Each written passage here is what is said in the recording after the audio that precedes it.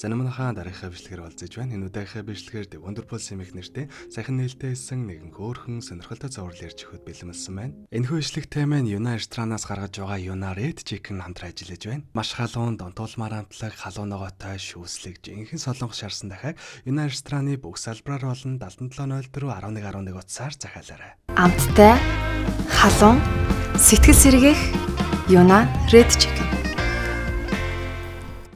За энэ бол манай гол төр болох Jenny 27 настай мэрэгжил байхгүй учраас эрхэлсэн тодорхой ажилгүй ааш зам муутай нийгмийн байр суурь гэдэг юм байхгүй. Дээрээс нь хамгийн гол нь зүрхний архаг дутагдaltaй учраас өнөөдөр ч гэсэн түүний зүрхэн зогсоод үд болчихсон гэхэд хинч гайхахааргүй сол үетэй нэгэн. За тэгээ нэг өдөр эмчтэй үзүүлж улмал зүрхэн модож байгаа талаар сонсцоход явж байтал удахгүй дэлхийс өрөх гэж байна. Тэрнээс өмнө амжиж авралыг олоорой гэж сүмийн хүмүүс зарлаад тарааж явахтаа тааралддаг. Тэгсэн нэгэн сонссон Jenny маань тэр өдөр чинь ирэхээс өмнө би аврагдаж болохгүй юм уу гэд нөгөө сүмийн хүмүүс рүү уурлаж явахыг нь харахад манай хүн итгэл найдвараа арайч алдчихаагүй бөгөөд боломж олдох юм бол эдгэрчих санаатай хэрэндээ л тэмцэж байгаа юм байна гэдг нь харагддаг.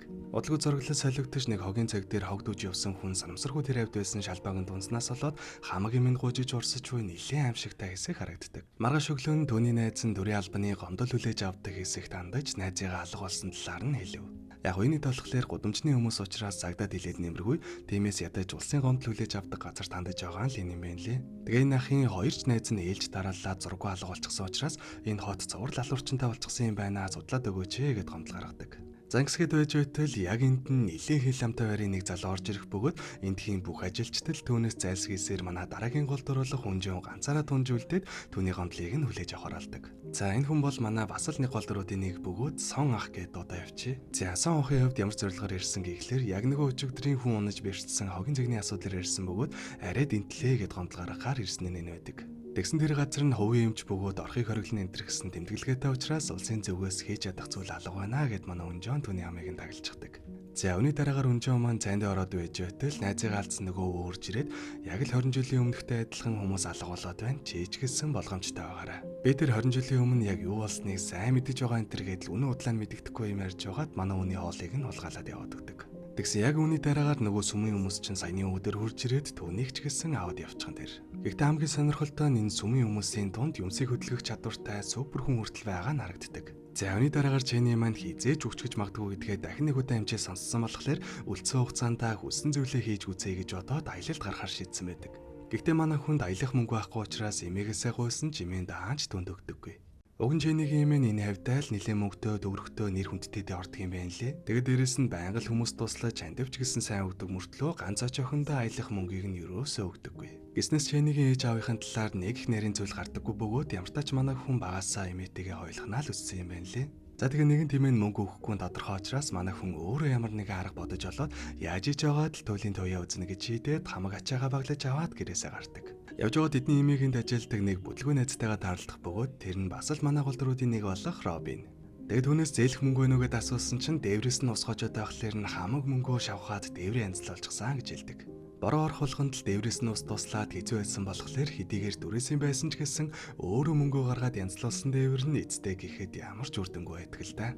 Харин хооронд Jenny маань дэлгүүр орж өөрт хэрэгтэй зүйлсээ зоглуулчаад амхандаа л нууцаар аялалдаа гарах гэж байсан ч тэр авихын бүх хүмүүс манай үнийг таньчихдаг. Тэгээ ядж яхад хүмүүсээс нуугдах гээд нэлээд сэжигтэй яваад байсныг нь дэлгүүр дотор өнжин харчихсан байж таарад дээрэс нь өдөр нөгөө өвөө зоврал аллах гараад байгаа юм шиг байна энэ төр гэдэл баахан юм ярьчихсан болохоор манд хүн Jenny-г сэжиглээд зүнхээ шалгуулгээд нөгөөх нь үгүй гэж хоёр талаас зөрүүдэлж яваад зүнхтэй ачааг нь тэр хаваар нэг задлаад хайчихдаг.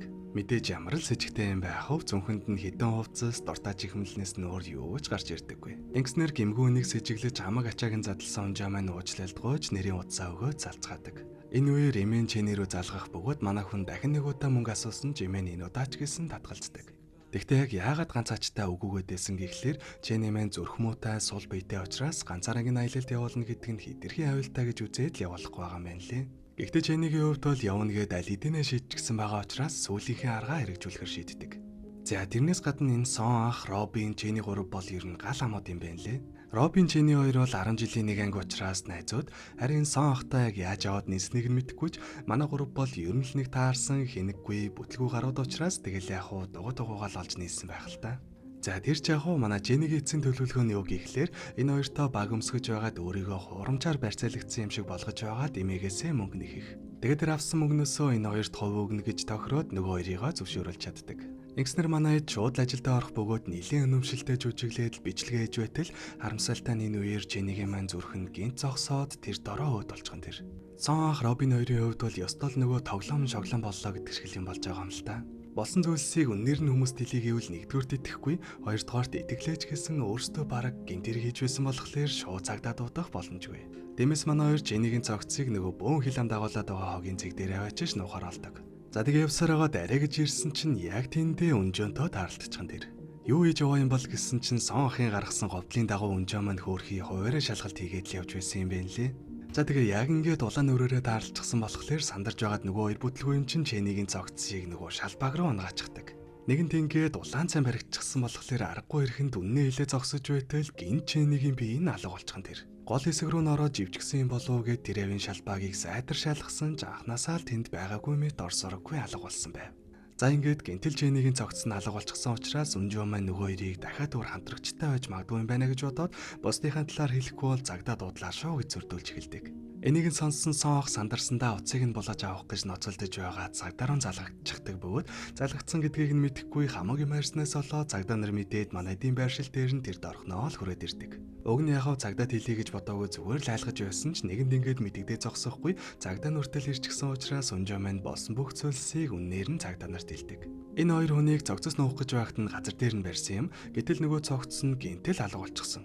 Тиймээс би энэ хоёрыг өөр хамснаатнуудтай байж магадгүй юм байна гэж бодож байна энтергээд л яриа зогсож байтал саяхан хүчгсэн байсан Чэни маань ардхан талд нь зөв зүгээр зогсож байгаа юм дээр.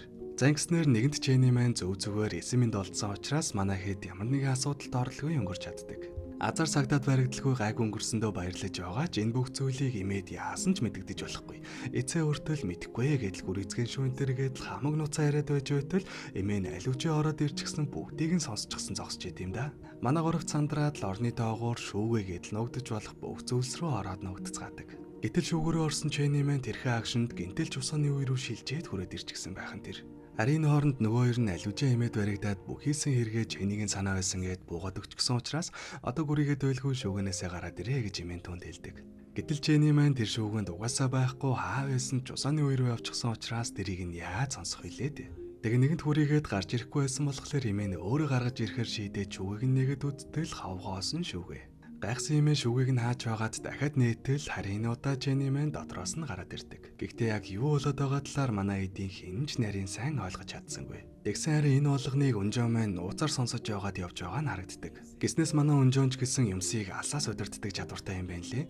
Урд өдөр нь Чэнитэй цүнх хулаацалдаж байгаад хамаг ачааг нь задлах үедээ аюултай хутаг хаач гих мэт зүйлсийг нь хөдөлгөж олдуулсан байдаг.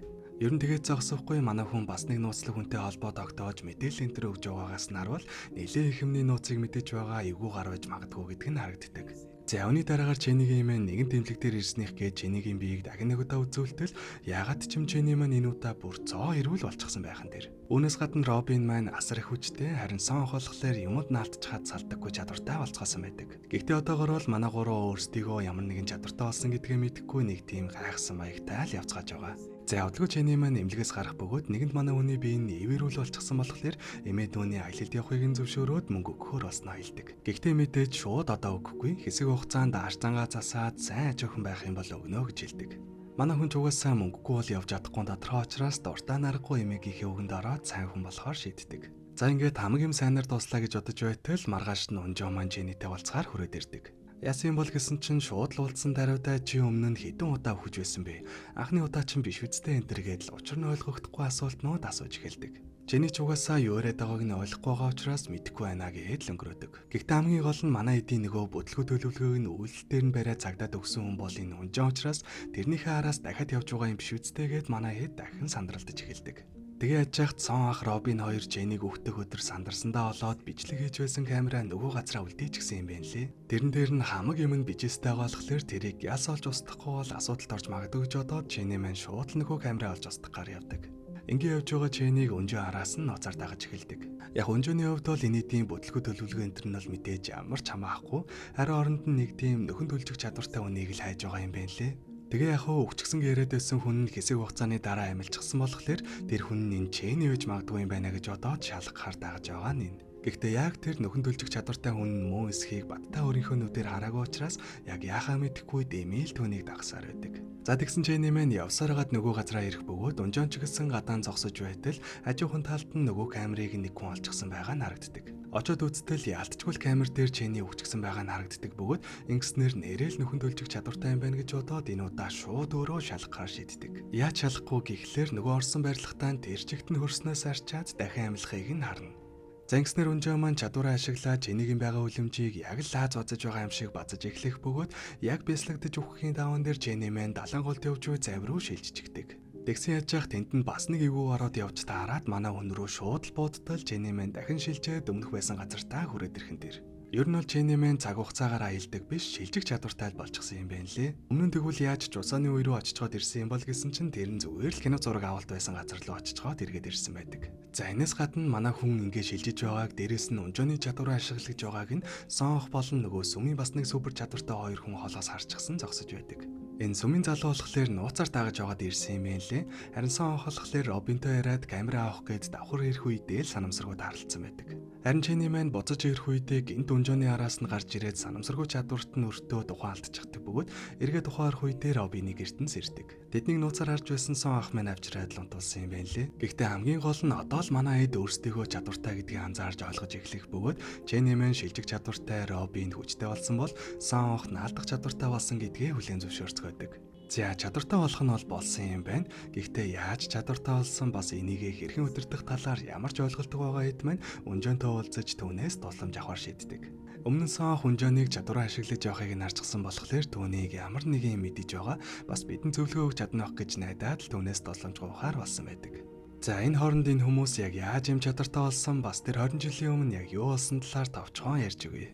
20 жилийн өмнө хаа доктор гэх юм засрамжийн газрын хүүхдүүд дээр нууц туршилт явуулж байсан бөгөөд түүний гол санхүүжуулагч нь манай Чэнигийн юм байсан юм байна лээ. Маш олон хүүхдүүд дээр туршилт хийгдсэн бөгөөд ихэнх нь бүтлгүүцсэн ч тодорхой хэдэн хүүхдүүдийг онцгой чадвартай болгож чадсан байдаг. Тэдний нэг нь манай Унжоо. Гэтэл харамсалтай нэг өдөр асрамжийн газар томоохон хэмжээний дэлбэрэлт болсноос болоод тэдний судалгаа туршилтын ажил нь бүтлгүүтэй хаа доктор эцэст нь шоронд орсон байдаг. Яг хаа докторийн хувьд харамсалтай болж байгаа юм л да. Харин хүүхдүүдийн хувьд бол азтай зүйл болж тэднэр эцэст нь суллагдаж чадсан. Гэтэл саяхан нэг баян эрх мэдэлтэй хүн хуржрээд хаа докторыг суллаад түүнийг нөгөө судалгааны ажлаа үргэлжлүүлэх боломжоор нь хангаж өгдөг. Ингэснээр хаа доктор өмнөх туршилтанд орж амжилттай болсон 3 хүүхдийнхээ хамтаар дахин ажиллаа хийж эхэлсэн байдаг. Гэхдээ тэдний хамгийн гол ажил нь манай Унжоонтой адилхан буюу мөнхийн хүүхэд гэж нэрлэгдсэн дахин төлжих чадвартай үхшгүй хүүхдийг л хайж байгаа юм байна лээ. За тэр нь ямар учиртай хүүхэд юм гэхлээр нийтдээ л адилхан туршилтанд орж байгаад үхшгүй чадвартай болсон хүүхэд бөгөөд дэлбэрэлтийн үеэр алга болоод тэрнээс хойш орсороггүй алга болсон байдаг. Өмнө нь хаа докторийн хувьд бол асрамжийн газрын нэр доор нууц ажиллагаагаа явуулж байсан бол одоо сүмийн нэр барьж ажиллаа үргэлжлүүлж байгаа юм байна лээ. Бас энэ 3 хүүхдийн чадвар нь гэвэл том ах буюу 48-85% болохоор манай Унжоонтой адилхан юмсыг удирдах чадвартай. Харин Журан гэдэг охин болохоор хүссэн үндэ тушаал өгөөд тэрийг хүчээр биелүүлдэг нэлээд аюултай чадвартай бол хорон гэд дөөнд хуурмаг зүйл үзүүлдэг чадвартай. Жишээ нь цагтаа нар энэ сүмийн үйл ажиллагааг сэжиглээд орж шалгах бөгөөд яг үнэндээ хаа докторийн судалгааны ажил хийгдэж байгаа газраар явж байгаач энэ нэмэгтэй тэдэнд зүгээр л нэг тийм гоё цэцэрлэг төрөлнгөр явж байгаа юм шиг харагдуулаад л гаргачихдаг. За энэ хооронд манай хэд Унжооноос гуйсаар л байх бөгөөд бөөндөө зам дээр хилхэлчихсэн байж байтал сүмийг шалгаж хаад гарч явсан хоёр цагтаа нүдэн дээр нь замын хажуу руу ороод онхолдчихдаг. Очоод үзтэл нөгөө манай хэдийг хамгийн анх шалбаагийн дээр байх үед нь ирж ялгсан хоёр цагтаа авах бөгөөд тэр үед нэг цагтаа манай хэдтэй адилхан шалбааг руу бас орчихсон юм байна лээ. Тэгээд тэр шалбаг руу орсон цагтаа нь машин барьж явсан бөгөөд гинтэл цэлцгнөрөө хүн болж хуураад ухаалцснаас олоод осолдсон байдаг. Ингээд харуул манай гурав тэр шалбаагнаас олж хүчтэй болсон бөгөөд гэхдээ харамсалтай тэр шалбааганд орсон хүн болгон супер чадвартай болдоггүй. Зарим нь ч бас ингээд бүтлгүүтлэр дуустдаг гэдэг нь харагддаг. Манай гурвын хувьд азтай байсан учраас ийм гоё чадвартай болж чадсан ч харамсалтай энэ цагтаагийн хувьд түүнд азтай ирсэнгүй. Сонхын чадвар бол нэг тийм гоё чадвар гэж хэлэхэд бол хэцүү л дээ. Гэхдээ яг хуу зэлцгнөр болж байснаас л хамаагүй л дээр баг. За энэ ч яг хуу ямар тач манай гурав баахан бүтлгүүтсэн ч гэсэн эцэст нь чадваруудаа ашиглаж нөгөө хоёр цагтааг аварч чаддаг. Чадвараа ашиглаад ийм мондөг зүйл хийчихсэн юм чин одоо бидэнд туслах байлгүйтэйгээд дахиад асуусан ч Унжоо маань энэ удаач гэсэн уучлаарай би үнэхээр та хэдэд туслаж чадахгүй. Та хэд буруу ойлгоод байна гэж хэлээд яваад өгдөг. Гиснээс саяны аврагдсан цагтааг шууд замаас нь сүм рүү аваад явчихдаг бөгөөд яах гэж байгаа юм бол гэсэн чинь устгалд оруулж байгаа юм байна лээ. Хаа докторийн туршилтанд ороод амжилтгүй болсон хүмүүсийг шууд л устгадаг юм байна лээ. Тэгээ одоо хүртэл нууцаар амьдарч байгаа амжилтгүй болсон хүмүүс байгаа бөгөөд хаа доктор тэднэрийг олж устгалд оруулсаар л байгаа. Магадгүй өөрийнхөө бүтлгүүтлийг дэвжиж чаддаггүй болохоор хүний амийг юм чинээ бодохгүй зөвхөн өөрийнхөө туршилтын төлөө ийм аимшигтай зүйл хийж байгаа байх л та. Тэгээ мэдээж энэ ажилдаа сүмхнийгээ болон доор нь байгаа энэ 3 хүүхдээ ашиглаж энэ бүх ажлаа хийлгэсээр байгаа. Энэ 3 хувьд болохоор хаа докторыг бүр ааваа гэж дууддаг бөгөөд өөрсдөд нь ийм чадвар өгсөн болохоор ер нь бол хаа докторын үг тэдэнд хуйлал гэсэн үг. За үүний дараагаар Чэни маань бууж өгөлгүй дахиад лунжоон дээр ирж бидэнд энэ чадварыг яаж ашиглахыг заагаад өгөөч гэж гуйх бөгөөд хамгийн гол нь энэ гинт ирсэн чадвар нь тэрэн шигээ гинт алга болчих вэ. Хэрвээ тэгвэл буцаа зүрхэн муудаад удахгүй өвхөр болчих бол яана гэж санаа зовж байгаа юм байна лээ. Тэгтэл лунжоо маань энэ чадвар чинь алга болно гэж бол байхгүй. Энд чинь яг үнэндээ чадвар гэхээсээ илүү баг хараал шүү дээ гэж хэлэх бөгөөд үнийг нь сонссон Чэни маань ямар тач өгөхэрэг боллоо гэж баярлаад яваад өгдөг. Манай хүний хувьд хараал байна уу, авьяас чадвар байна уу тэр нь бол нэг чухал биш. Зүгээр ямар тач өгөхэрэг болсондоо л бөөн баяр болж байгаа юм л та.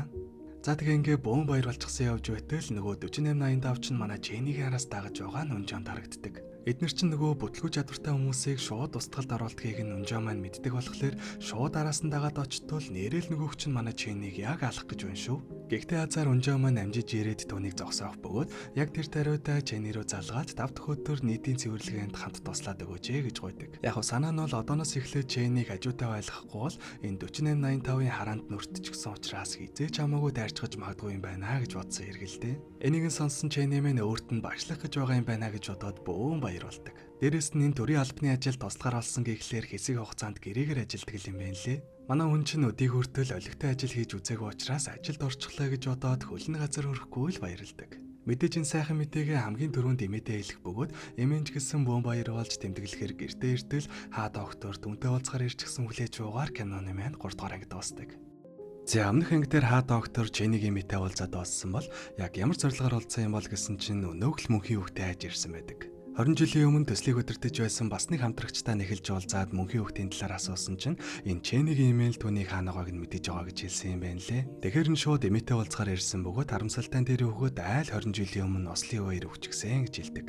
Тэгээ мэдээж ингэж асуух болгондоо нөгөө хүчээр хүснээ илэгдэг чадвартай Журанги дохны хүчийг ашиглаж байгаа учраас түүний өгөнд нь итгэхээс өөр арга байхгүй. Тиймээс тэр хүүхэд өгсөн гэдэг нь үнэн болохоор эмээтэй зуралдаад байлгүй дэгсгээд л яваад өгдөг. Бас нэрээ хаа доктор тэр мөнхийн хүүхдээр яг яах гээд байгаа юм бол гэсэн чинь тэр хүүхдийн эсээг нь ашиглаад хүмүүсийн өвчнийг эдгийг цаашлаад бүр хүн болгоныг түн шиг болгох боломжтой юм байна лээ. Тэгээд дээрэс нь энэ супер чадвартай хэд маань чадвараа ашиглах болгонд нь бие нь бодож байдаг учраас тэр хүүхдийн эс байхал юм бол ямар ч охирлгүй чадвараа хүснээр ашиглах боломжтой болно гэсэн үг. За үүний дараагаар өнжөөний хэлж байсан нөгөө нийтийн цэвэрлэгээний өдөр нь болох бөгөөд уг нь ганцхан Чэнийг л ирээрэй гэсэн чинь манай хүн хоёр андыгаа дагуулад түрээд ирлэх байх уу. Худлаа цэвэрлэгээ нэрэн доор бид гуравт багшлаж чадвараа хэрхэн удирдах талаар зааж өгөх гэж байна гэдэл ойлгочихсон юм байна лээ. Тэгсийн цэвэрлэгээний ажил дээр нь сүмийнхэн ч гэсэн сайн дураараа ажиллана гэд түрээд ирсэн байдаг. Мэдээж зорилго нь манай эдийг гадарлчихсан учраас тагнуул маягаар ирсэн тодорхой л та.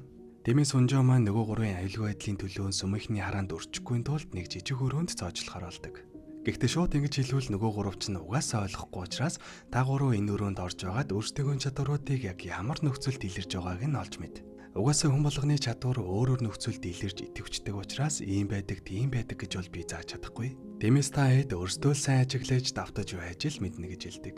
Тэгсэн манай гуравч бэлтгэл юм байна гэж ойлгоод л дуртай нарахгүй цоожлогдоод өөрсдийнхөө чадваруудыг ойлгохоор хичээж эхэлцгээдэг. За энэ хооронд Чэнигийн эмээ хувийн мөрдөгч жумууга дуудаж уулзаж ойр авийнхаа камерын бичлэгнүүдийг шалгах гаралдаг. За энэ жумуу болохоор 20 жилийн өмнө нөгөө асрамжийн газарт байсан хүүхэд бөгөөд арай туршилтанд ороогүй байх үед нь дэлбэрэлт болсон учраас ямар нэгэн чадваргүй юм байна лээ. Тэгээ ер нь бол тэр үед зөндөө хүүхдүүд очих газаргүй болох үед ихэнх хүүхдүүдийг нь манай Чэнигийн эмээ гэр орондоо олгоод харж халамжилж өдий зэрэгтэй болгосон бөгөөд тэр хүүхдүүдийнх нь л нэг гэсэн үг. Харин яагаад камерын бичлэг шалгаж байгаа юм бол гэсэн чинь өчигдөр хаа доктор ирж уулзаж мэдхийг хүссэн зүйлээ мэдэж авч чад явахдаа уулзсан турсамжаа арчиж чад явчихсан юм байна лээ. Гэхдээ тэр турсамж нь бүрэн арилаагүй бөгөөд эмээгийн хувьд уулзсан юм шиг үгүй юм шиг нэг тийм бүдэг бодог санагдаад байсан болохоор камерын бичлэг шалгаж байгаа нь. Тэгсэн нэрэл нөгөө хэдийн явж байгаа нь камерт харагдах бөгөөд хамгийн гол нь яг энэ үеэр Чэни маань шилжих чадвараа ашиглаж байгаа нь камерт бичигдсэн байдаг. Ингэснээр Чэнигийн эмээ түүнийг чадвартай олчихсан юм байна гэдгийг нь мэдэж авдаг. Тэгсэн яг үнэндээ энэ уулзсан хүн жумуу биш нөгөө хороон гээд хийм харуулдаг охин байж таардیں۔ Хурамчим харуулах чадвартай учраас өөр хүний дүрдэж гэсэн ойрч чаддаг юм байна лээ. Гэхдээ Жуммугийн хувьд Чэнигийн имийг дандаа имий гэж дууддагч хорон тэрийг нь мэдээлгүй загарлаа гэж дуудаад баригдчихсан байдаг. Тэгээ яах гэж ирсэн гэхлээр дахиад нөгөө мөнхийн хүүхдийн талаар л үг унгаачих гээд ирсэн бөгөөд энэ удаач гэсэн имигээс ямар нэг юм мэдэж чадлагүй боцдог. За үүний дараагаар Өнжөө маань сүмийнхэнтэй хамт цэвэрлэгэнд товарлогдсон бөгөөд явсаар байгаа дотоос нэлийн зайтай газар ирээд цэвэрлэгээний ажил нь дуустдаг. Гэтэл яг энэ үеэр нөгөө 4588 чинь гинтэл гарч ирээд юу юугүй л Өнжөө руу маань дайрч эхэлдэг. Өөртөө нэгдэж хаа докторийн дор ажиллахгүй ганцаараа яваад байгаа болохоор л Өнжөнийг устгахаар шийдсэн юм байна лээ. Тэгээ ер нь бол энэ 4885 багасаа л Өнжөөнд дургүй байсан болохоор баг багийнхаа өшөөг аваад байгаа юм уу та. За ингээл яг ид алдцаж байтал гинт Чэни маань Өнжөөний хажууд нь шилжиж өрөөд ирдэг. Тэгээ амар ширүүн дулаан болж байгааг нь харангуйтаа буцаад нөгөө газартаа очиж өгдөг бөгөөд Өнжөөнийг авилд орсныг нөгөө хоёртой хэлж байснаар Робиныг аваад дахиад Өнжөөн рүү шилжчихдэг. Яг яаж шилжиж байгаагаа ойлгохгүй байгаа ч ямар тач хүрсэн үнэ хамт аваад шилждэг гэдэг нь тодорхой боллоо. Тэгэхээр Өнжөөн Робин хоёрыг аваад буцаад шилжчихье гэж бодсон ч ягаад ч минутаа явж чаддаггүй. Энэ хооронд 4885-ын дайралтууд ирсээр байх бөгөөд Өнжөө маань бүгдийг нь хаасаар агаад эцтэй бүр ямар ч тэнхэлгүй болдог. За тэгээ яг ингэж эгүүчгсэн байж байтал дараагийн дайралт ирэх бөгөөд Азаринуудаа Чэнигийн чадвар ажиллаж Өнжөөнийг аваад шилжиж чаддаг. Тэгсэн манай хүн нөгөө байнгын хүсэж мөрөөдөд байдаг туйлын туяа гардаг газарлуугаа шилжсэн бөгөөд харамсалтай нь яг ирэхийнхээ өмнө 4885-ын дайралтанд өртсөн байдаг. Ингэснээр Чэни маань эцэст нь туйлын туяагаа үзэж чадсан ч энэ түүний хамгийн сүүлийн зурглал байсан юм. Задлаа ирсэн юм аа. Гэхдээ үхэхийн хувьд бол нэрээ үнэхээр үхтгэлтэй. Гэсэн ч хэдхэн ормын дараа дахиад л амилчдаг. Энийг нь харсан Өнжөө маань Чэнийг за энэ бол яалтчгүй нөгөө мөнхийн хүүхэд чинь муу юм байна гэж боддог. Өг нь Өнжөө бол багадаа нөгөө мөнхийн хүүхэдтэй хамт байсан болохоор баг зэрэг мэдхийн хувьд бол мэдтгэл юм байна лээ. Гэхдээ тэр хүүхэд нь тэр үед яалтчгүй л эрэгтэй хүүхэд байсан мөртлөө одоо болохоор ингээд Чэни тэр чадварыг нь эзэмшчихсэн явж байгааг нь хараад нэлээд гайхаад өнгөрдөг. За харин энэ хооронд 4885-та ганцаархнаа дунжуулсан Робин маань юу юугүй л нөгөөхийн гарт өгөж үрэгддэг юм байна гэж бодтол ягаад ч юм 4885-ын чадвар нь манай Робин дээр ажилдаггүй. Тиймээс нөгөөх нь энтэй ингэж зуралдаж хамаг эдисээ өвхүүлээд явах уу гэж бодоод орхиод явагддаг. За үүний дараагаар манай хэд дахин чадвараа идэвхжүүлэх бэлтгэлтэд орцгоох бөгөөд энэ удаа шууд Өнжөөний удирдлага доор бэлтгэлээ эзгээдэг. Тэгсэн нэрэл үр дүнгөө өгөх бөгөөд Робины хувьд хүнд доромжлуулж сэтгэлний өвдөхөд чадвар нь идэвхждэг гэдгийг олж мэддэг. Сон ах Чэни хоёртой байнга л хэрэлдэж нөгөө хоёроо доромжлуулах болгон дуур нь үрээд хүчин идэвхжиж байсныг нь зөв анзаарч ядсан байдаг. Харин Сон ахын хувьд худлаа ярих юм бол чадвар нь ажиллаж байгааг өөрөө олж найсан байдаг. За хамгийн сүүл Чэнигийн чадвар нь болохоор зүрхэн урдан цохилох үед ажиллаж байгаа юм шиг санагдсан бөгөөд туршиж үзэх гэсэн ч өдийг хүртэл хитрхи галзуун шиг амьдраад 9 шүдийн үзчихсэн болохоор баргийн зүйл дээр нөгөө зүрхэн урдан цохилж өгдөггүй. За ингэсгээд л манай хэд бэлтгэлээгээд байж байтал өрөөнд нь гинтэл хаанаас ч баахан жомнууд гараад ирхэн тэр. Юу болов гэсэн чинь нөгөө хуурмаг зүйл үзүүлдэг хорон ирч гисэн нөгөө үедэд амар жомнууд харуулж байсан юм байна лээ. Тэгээ тэр орондоо Өнжөөнтэй уулзахаар шийдсэн байдаг. Энэ хорон болохоор манай Өнжөөнд ер нь жоохон сэтгэлтэй юм шиг байна лээ. Тэгээ буцаад бид нарт хүрээд ирж болохгүй юм уу гэж ядахгаар ирсэн бөгөөд Өнжөөний хувьд та докторыг бүр үзий яддаг болохоор яасан ч очихгүй гэж хэлээд түүнийг хүчээр хөөгөөд явуулдаг. За тэр өрөөнөө Чэни Өнжөөний хоёр мөнхийн хүүхдийн талаар ярилцах бөгөөд миний тэр айж байгаа хүүхэд яг л чам шиг өгчгээд хэсэг хугацааны дараа амьддаг болохоор тэрний зөрөх чамд очихсан юм биш үсттэй гэж хэсэг бодсон юм.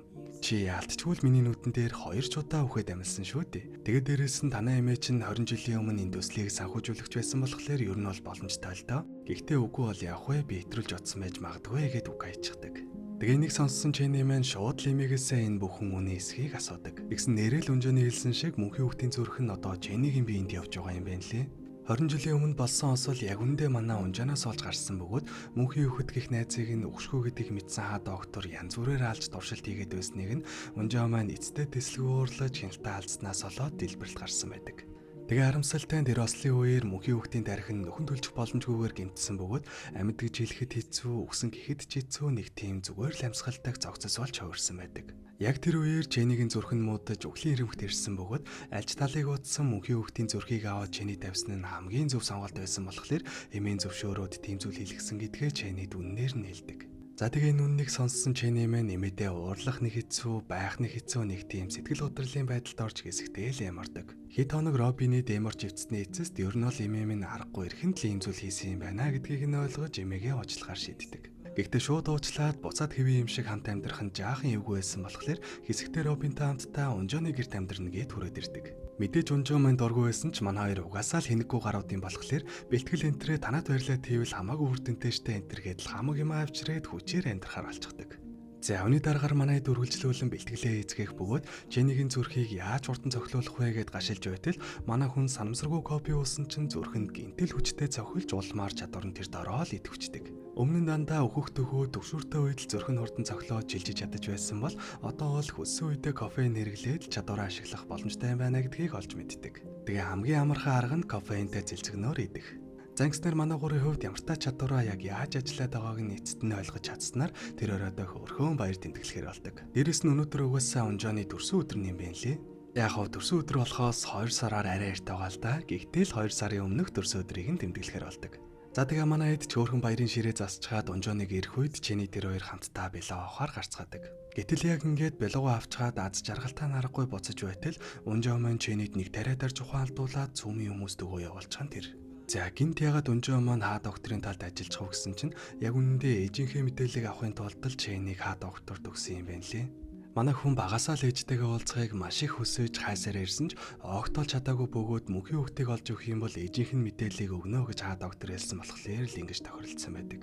Тэгээ унжоо маань манай гуравтаа бэлтгэл хийж явах явцдаа Чэнийг мөнхийн хүүхдийн зөрөгтэй гэдгийг нь олж мэдснийхээ дараа чадвар нь хэрхэн ажилтгийг сайтар судлаад бүх мэдээллийг нь хамт хаа доктор түлээлгэж өгөөд ээжийнхээ мэдээллийг хариуд нь авсан байдаг. Тэгтээ бас Чэнийг сүмийнхэн түлээлгэж өгөхдөө германд нь кофеинтэй цэлцгнөр хийгээд яваасныг нь бодохоор бас тийм ч муухан биш бөгөөд хөрх юм ээжтэйгээ уулзахын тулд аргагүй ирэх нь л юм хийсэн юм байна гэж бодогдсон.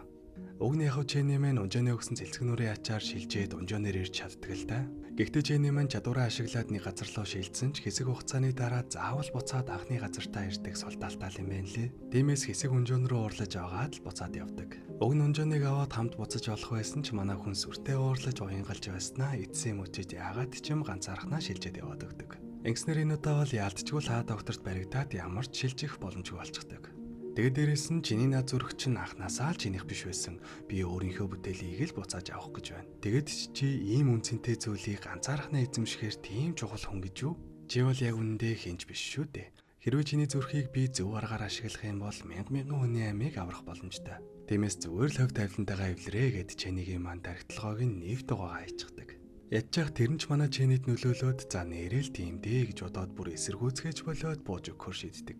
Энэ хооронд сон ах маань нэлээд сандарчихсан байдалтай эхнэр хүүхд хоёр дээрээ орж ирээд газ нүүхгүй бол манай гэр аюулд орж магадгүй юм шиг байна гэж хэлдэг. Тэгтээ тэрийг нөгөө хоёр нь юм чинээ боддоггүй л дээ. Угаасаа манай сон ах жаахан бүтлгүй болоод ч тэрөө гэртээ ер нь нэлээд нэр хүнд муутай юм байна лээ. Гэхдээ яг юу болсон болоод нүү энтергээд сүр болоод байгаа юм бол гэсэн чинь унжоон Чэнийг зүмийнхэнд өгж явуулж байгааг нь самсаргүй харчихсан юм байна лээ. Тэгээд дараа нь Робин бит хоёрыг ч гэсэн зүмийнхэнд өгөх юм байна да гэж бодоод айсандаа л амхандаа нүүх гээдсэн байдаг. Гэхдээ тэгэл яаж ч ихнэр хүүхд хоёртой хэлсэн нөгөө хоёр нь түүний үгийг огт таадаггүй. За тэгээ маргааш нь энэ талаар Робин тэлтэл нөгөөх нь хамгийн их хитэж байсан хүн нь хамгийн сайн найзаас нь урвсан гэдгийг сонсоод шууд л унжоонтой очиж уулзахаар шийддэг. Мэдээж уурлаж гамтсан болохоор хүчин ажиллажчихсан байх бөгөөд хамаг ураа гаргаад л яг үзэлцэж байтал гинт Чэнигийн эмээ унжоон руу залгаад хүрээд ирээ гэж дууддаг. Тэгэхээр нь Гяс Робиныг аюулгүй болгочоод очиж уулзахаар болдог. Ер нь л Чэнигийн эмээ нөгөө мөрдөгчийнхөө тосломжтой Чэнийг алгуулсан бас дээрээс нь сүмийнхэн хөдөлж эхэлснийг мэдчихсэн болохоор охиноо асуух гэж л дуудсан байдаг. Гэхдээ түүнээс туслаач гэж гоохгүй зүгээр л хаанагааг нь надад хэлчих би өөрөө аж охиноо аварна гэж хэлдэг. Уг нь бол унжоон хийх ажлаа хийгээд ээжийнхээ мэдээллийг авчихсан болохоор хотыг орхиод ээжтэйгээ уулзахаар явах гэж байсан юм байна лээ. Гэтэл ингэж Чэнигийн эмээтэй уулзснаар Чэни болон Робин сонх гуравтаа өнгөрүүлсэн богинохоо хугацаанд ямар их ойр дотнолсон гэдгээ ойлгож авдаг. Ингэснээр манай хүний бодол нь өөрчлөгдөж Робин сонх хоёртой хамтдаа Чэнигээ буцааж авахаар шийддэг. За энэ хооронд та доктор Чэнигийн үдлээсийг гаргаж авах ажлаа хүүхдүүдээсээ хүртэл нууцаар хийж байдаг. Гэхдээ хүүхдүүд нь ямар нэгэн нууц зүйл хийгээд байгааг нь гадарлах бөгөөд журaan чадвараа ашиглаж аваасаа яг юу хийгээд байгааг нь асуух гэсэн чинь түүний чадвар хаа доктор дээр ажилдаггүй. Мэдээж энэ бүх чадварыг өгсөн хүн түүнийхээ эсрэг хамгаалтыг нь ч гэсэн аль хэдийнэ бодоод олчихсан байх нь тодорхой л доо. Бас нэрээ манай гурав нууцаар дайралт хийх гэж байх хооронд Чэнигийн эмээ баахан хүмүүс цуглуулж байгаа цүмийн гадаа жагсаал хийлгэж эхэлдэг. Мэдээж цүмийнхний анхаарлыг сарниулах зорилготой бас дээрээс нь шаардлагатай үед тэрэг болж магадгүйгээд нэмэлт хүчээ ойрхон байлгаж байгаа нь. За тэгээ энэ бужигнааны ачаар манай гурав ямар тач сүм рүү нууцаар нэвтэрч чаддаг. Уг нь хөөрхөн нэг нэгээр нь хүмүүсийг сэмэрхэн зохицуулаад явж байсан ч сон ахныг буруу алга нээснээс болоод шууд нөгөө хэдтэй хал зүцгээс ор аргагүй болдог. Гэхдээ тэгэл энгийн хүмүүсийг бол манай хэд ядах юмгүй зохицуулалгүй яах вэ?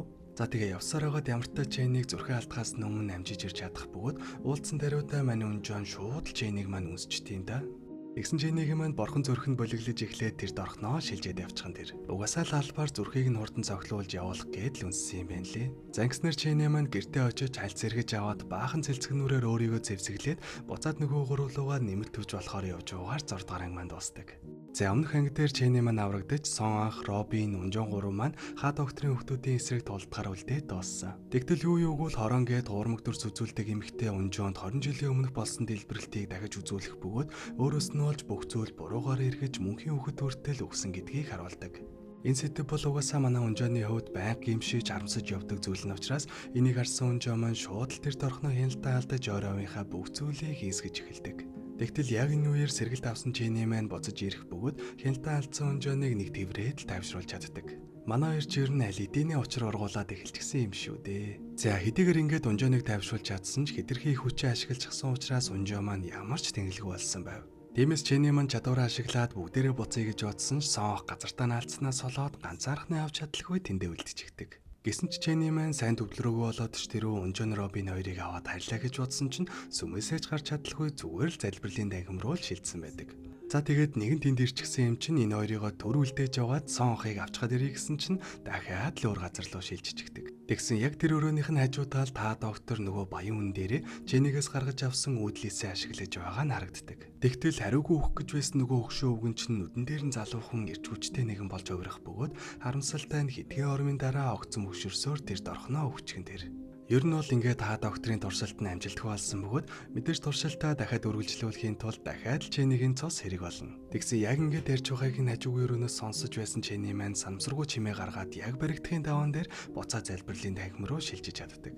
Бас нэрээ ингээд Жениг алдах болгондоо л 4885-ыг түүний араас явуулах бөгөөд нөгөөх нь хүчээ ашиглах бүрдээ бие нь улам ууцаар бараг л эцэстээ болсон байдаг. Гэхдээ эцсийн мөчөд та докторийн ажил амжилттай болчихвол юм бол бүрийн идэрнэ гэсэн итгэлтэйгээр эцсийн өөртөө л түүний өгөнд орсоор л байгаа юм байна лээ. За үүний дараагаар залбирлын танхим руу шилжсэн Жени маань тэндээсээ зүгээр л гараад явчих боломж байсан ч та тэнд тархи авгаалгаад байж тээ. Тэр 12 сарын 31-нд дэлхий сүрнэ гэдэг чинь шаал удлаа энтергээд л яриа зогсож байтал жураан чадвараа ашиглаж бүх итгэгчтэй удирдаад түүн рүү дариулж эхэлдэг. Манай үний нам хаяач нэр үнэхээр л болтгоо л дээ. За тэгээ Жени маань баахан зомби шиг болчихсон хүмүүст бүслэгдээд яг эвгүүцчихсэн байж байтал гинт Унжоо гарч ирээд түүнийг авардаг. Хэсэгэн ч гэсэн амраад авчихсан болохоор Унжоо маань нилээн дайжгүй сэрэгчсэн байдаг. Ингэснээр манай гурав эргэж нэгдээд хамтдаа цааш зугтахаар болдог. Нэрийн хооронд Сон ах маань зүмийнхэнд баригдчихалгүй ганцаараа нуугдаад явсаар л байгаа. Тэгээ ингээ явж явах үедээ хүмүүсийг мутацид оруулдаг нөгөө амар шингэнэ хот даяар цацгаар төлөвлөж байгаа гэдгийг нь олоод сонсчихдаг. За үүний дараагаар манай гурав явсаар байгаад нэг мухар цааланд орж ирэх бөгөөд яг эндээ нөгөө 4885-тай тааралдчихсан тэр. Ядж яхад энэ үед Робин маань бүр туйлдаа цааш далхагч тэнхэлгүй болсон болохоор ямар тач түүнийг эхлээд эндээс гаргахаар болдог. Энэ хооронд Унжон болон 4885 эцсийн өртөө л ан маань үзэлцэх бөгөөд хоёулаа л нилийн хүн тохирол авцгаадаг. Харин нөгөө тал чимээгүй нүгдад явж байсан Сон ах маань эцэстэн зүмийнхэнд баригдаад яг эвгүүцчихсэн байж байтал Жени маань цаглгаа өрөө барьчихсан хажууд нь гарч ирээд түүнийг авардаг. Жени маань чадвараа бүрэн ашиглаж сураагаа учраас яг хүссэн газраа очиж чадахгүй ерөнхийдөө л нэг тэр хавьд нь л газартаад байгаа мэн лээ. Тэгээ яг уг нь Робиныг хүргэж өгчхөө зэвсэг аваад буцаад Унжон дээр ирлээ гэсэн чинь азарч гихүү азгүйтлэрч гихүү Сон ахын хажууд нь хөрөөд ирсэн байдаг. Зангиснэр манай хоёр дахиад л нийлж аваад зугтацгаах бөгөөд явсаар байгаад Унжон болон 4885-ын тулдаад үлдсэн газарт нь ирж чаддаг. Гэхдээ нөгөө хоёр аливжээ тэндээсээ явцгаасан байх бөгөөд 4885-ийн хувьд угаасаа би нилээн муудчихсан байсан. Дээр нь нэмээд хамаг хүчээрээ тулдсан учраас эцэст нь ингээд би дэлэлгүй өвд болдог. Харин Унжоны хувьд арай гайгүй үлдсэн бөгөөд явсаар байгаа та доктортой уулзахаар ирсэн байв. За тэгсэн яг яагаад хот даяар нөгөө хувиргадаг шингэнээ зацгаж байгаа юм бол гэсэн чинь 20 жилийн өмнө 72 хүүхдээр туршилт хийхэд талан дайжгүй өвчтэй болоод тэр дундаас нэг ширхэг хүүхэд мөнхийн хүүхэд болж хувирсан. Тийм бол хот даяарын шингэнээ цацаад мянган хүнийг хувиргах юм бол магадлалын хуваар төдий чинээл их өгшгүй чадвартай хүн гарч ирнэ гэж тооцсон юм байна лээ. Тийм болохоор заавал чинийтэй зурлаад авах шаардлага байхгүй. Зөндөө олон өгшгүнтэй болчих юм бол хүснээрээ судалгаагаа хийгээд би бараг л шин дэлхийг бүтээн энтэрэгдсэн байж идэв. Тэгээд зогсоохгүй хувиргадаг шингэнээ хотоор цацуулах гээд хорон гээд охиноо аль эдийнэ явуулчихсан байдаг. Гэхдээ энийг нь Унжон маань шууд л эсэргүүцэлгүй яах вэ? Хүчээ ашиглаад яг ха докторыг цааш нь харуулах гэж байтал журaan баахан буутай хүмүүстэй үржирэнгүүтээ шууд л Унжон руу буудаж эхэлдэг. Тэгсэн манай хүн чадвараа ашиглаад бүх сумнуудыг нь буцаажигдах бөгөөд энэ үеэр ха доктор нэг суманд нь оногдоод унаад өгдөг. Ингээд зогсохгүй тэнсэн суманд нь янз бүрийн туршилтын бодисууд нь оногдоод тэр хавьд нэлээд том дэлбэрэлт болдог. Харин нөгөө тал Jenny маань цэлцгнүүрээ ашиглаж соонхыг гэртний өргөж өгчгөө цөмийнхэнтэй үзэлцэх гэж байтал эмээн гадаа жигсэж байсан хүмүүстэйгээ хамт нэмэлтүүж болоод ороод ирдэг. Ингэхдээ чанга ярагчаар сүртэй орилсон чинь ягаад ч юм журaan тавстуулж байсан бүх хүмүүс буцаад хэвэн болцгоодог. Чанга чимээ гаргах үед журааны чадвар нь арилждаг юм шиг байна лээ. За яг ингээд цөмийнхэн сууларч тэр арай гайгүй намжин болохдоо зэрэгцээ дэлбэрэлт болох бөгөөд Jenny маань унжооныг аврахаар дэлбэрэлтийн зөв рүү шилждэг. Гэхдээ яаж ч хайсан унжооныг олж чадлагүй Дэмил баахан тэр авч жаргацсан хүмүүсийг л аварч чаддаг. Тэгсэн нөгөө хамгийн ихэнд гардаг гудамжны ах унжооныг маань аварчих санаатай жирчгсэн явж байгаа нь харагддаг. Харин хаа докторийн хувьд суманд оногдоо зогсохгүй дэлбэрэлтэн хүртэл өртчихсөн учраас бараг л найдваргүй гэж бодож байтал журaan хурж ирээд түүний сүлд ажиллаж байсан нэг шингэнийг нь хаа доктор тарчихдаг. Гэхдээ харамсалтай нь хэтэрхий оройтсон уу эсвэл угаасаа л нөлөөлөөгүй юу? Ямар тач тэр нь тусуулж чадлагүй хаа доктор ингээд өдөлдөг. Зангиснэр журaan маань бараг л дараагийн босс болж хуурж байгаа юм л да. Ах болон аав хоёрыг алдсан журaan нэлээд уртаагаар төв цааланд хурж ирж шууд Jenny-гийн эмээг алах гэж оролцсон ч Jenny маань чадвараа ашиглаж эмээгээ аваад өөрөө буцаж ирж баахан шуугуулж байгаа цэмэрхэн цогтаачдаг. Энэ хооронд хотод зөөрлө ирэх гэж байгаа талаар хотынхан юу ч мэдэхгүй байгаа болохоор бүгдээрээ шинэ жилээ тэмдэглэхээр бэлтцгээж байх бөгөөд аимшигтэй зүйл сонссон цоо ах маань эхнэр охин хоёроо аваад гяс хотоос сухтыг гэсэн ч манай үний үгийг дааж хинт сонссонгүй. Харин ч эсэргээрээ сүмийнхэнд тархиа угаалгаад бүр мангар болчихсон нөгөө дэлхий сүрэн энтер гэдэгт нь итгэжсэн явж байгаа юм шүү гэдэл бүр шоолох маягтай хүлээж авдаг. Угаасаа эхнэр хүүхд хоёр нь хүртэл итгэхгүй байгаа юм чинь босод хүмүүс яаж итгэх вэ те? Дээр нь бол Робин чиний хоёр ч гэсэн соонх шиг нэр хүнд мудаа учраас манай хоёрын үгэнд нь ч гэсэн хэн ч итгэхгүй. Гэхдээ инглигээд одынхоо хүмүүсийг харсаар байгаад өхүүлэлтэй нь биш ямар нэгэн зүйл хийх хэрэгтэй. Тэр нь болохоор хотын хүмүүсийг угаасаа ятгах явуулж чадахгүй юм чинь тэрний оронд хот даяар цацах гэж байгаа шингэнийг л зогсоочих ёо гэж боддог. Тэгээ өнөөдөр төв талбайд баярын үйл ажиллагаа болох гэж байгаа учраас тэнд л яг цацах байх гэж бодоод тэр аваар сүмийн ачааны машинуудыг хайж эхэлдэг. За тэгээ Робин Jenny хоёр хайгаад явж байтал гинт манай унжоон гарч ирснээ юу ч ярилгүй шууд л манай хоёр руу дайрч эхэлдэг. Мэдээж ойлгомжтой унжоон маань журааны явсанд орчихсон учраас л ингэж байгаа. Зангиснэр тэдний хооронд нилээдгүй ширүүн тулаан өрнөх бөгөөд баахан машин нэг рүүгээ шидэлцэж байхдаа хажуу талд байсан хүмүүс рүү хүртэл машин очсноос болоод баярын үйл ажиллагаа бөөн бүжигнэн болж хувирдаг.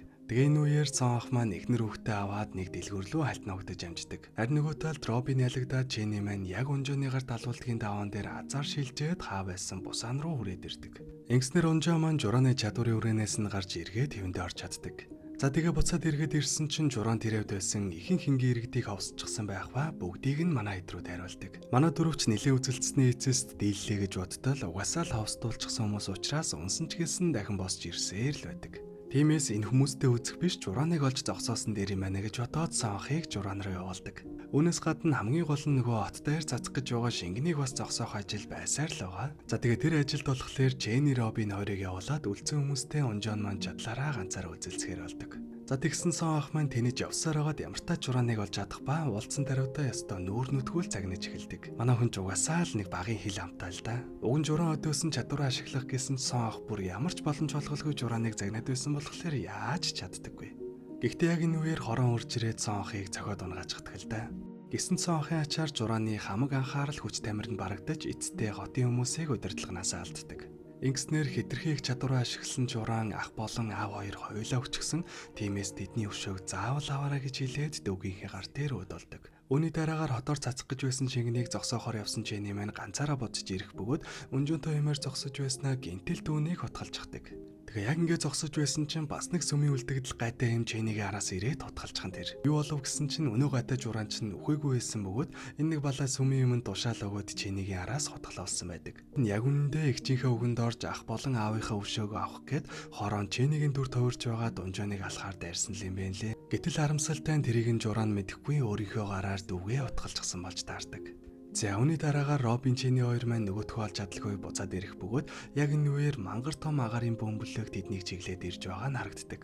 Уг нь манай эд солиот бодуулах үедээ л хот даяар цацах байх гэж бодоод солиот ачсан ачааны машин л хайгаад байсан юм байна лээ. Тэгс яг үндэ нөгөө хэд нь болохоор мангар том агарын бөмбөлөгт хийж байгаад хот даяар шууд дэлбэлэхээр төлөвлөсөн байдаг. Уг нь энийг нь манай унжоон шарахтаагүй байсан бол хүчээ ашиглаад л холдуулчих боломжтой ч дэндүү их тулдаж туйлдсан учраас даанч хүч нөрдөггүй. Тэгсэн ачаанаас нь Jenny маань нэг санаа гаргаж ирдэг. Эхлээд Робины хүчийг ашиглаж байгаад Сонх болон Jenny хоёрыг дээшин шидүүлнэ. Тэндээ гарангуутаа Сонхын хүчээр тогтож байгаа Jenny дээд талд нь гарч харин Сонх буцаад буух үед нь унжаан дүүнийг тосч авна. Ингэснээр Чэни маань бөмбөлгийг дэсрэхээс өмнө хүнгүй хол газар руу шилжүүлээд өөрөө дараа нь буцаж ирэхээр төлөвлөдөг. Төлөвлөгөөч яг манай хүний хэлснээр амжилттай болж бөмбөлгийг дэлбэрэхээс өмнө шилжүүлж чаддаг. Гэхдээ харамсалтай нь Чэни маань буцаж ирдэггүй. Хичнээн удаан хүлээсэн ч огт эргэж ирсэнгүй. За үүний дараагаар зураглал солигдож хотын хүмүүс эргээд хэвийн амьдралдаа орцгоосон байх бөгөөд ягаад ч юм тэр өдөр болсон үүмэн самуун хажин жигтэй явдлыг Саванхын охиноос өөр хийн сандаггүй. Зүгээр л тэр үед асар хүчтэй хуу салхи дэгдэж машинуудыг хийсгсэн гэж бодцоогоод өнгөрсөн байдаг. Харин Чэнигийн эмээгийн хувьд аж охиноо нүдэн ширэгтэл хүлээсэн ч ирэхгүй байсан учраас ядаж сүнсийг нь 50 амраа даа гэж бодоод Чэнигийн оршуулах ёслолыг хийхэр болдог. Тэгсэн оршуулганы дараах цайллага дээр нэг хүн ирчихсэн өсөж өгөх гэж байгаа Итали ёстой амар идэж байна. Тийм бол гэд харсан чинь мэдээж манай Чэни. Хөрх юм тэр үед сандарсандаа хэтэрхий хол газар руу шилжчихсэн бөгөөд бүх зүйл дуусаа 50 болсны дараа эргээд ирэх гэсэн чинь тайвширчихсан болоод ч тэрөө шилжиж ирч чадаагүй юм байна лээ. Тэгээ бүр хаа байсан ертөнцийн нөгөө үзүүрээс сар гарам явсаар агаад арай гэж нэгэм ирсэн нь энэ байдаг. Зангснаар манай хэд ч бөөн баяр болцгаах бөгөөд ингээд кино маань аз жаргалтайгаар дуусдаг. Нэр кино дуусгаас өмнө Унжон маань эцний ээжтэйгээ уулзаж чаддаг. Үүнээс гадна нөгөө хаа докторыг чинь өвчгсөн гэж бодож байтал харин ч эсэргээрээ хамаг шарах нэдгрээд эвэрүүл болоод ухаан орж байгаа нь харагддаг. Журооны тарьсан тарилга нь тухайн хэдэг нөлөөлөөгүй ч дараа нь нөлөөлсөн юм шиг байна лээ. Тэгээ ер нь хаа доктор ингээд босоод ирж байгааг бодоход дараагийн улирал хийгднэ л гэж байгаа юм байлгүй. Тэгээ одоо хийгдэх юм бол ярьдаг л ах та. За тэгээ нэг иймэрхүү байлаа. Тэгээ эцэст нь бичлэгэн таалагдсан бол дардаг юмнуудаа дараараа дараах хавьчлагаар олцлаа. Тэр баяртай.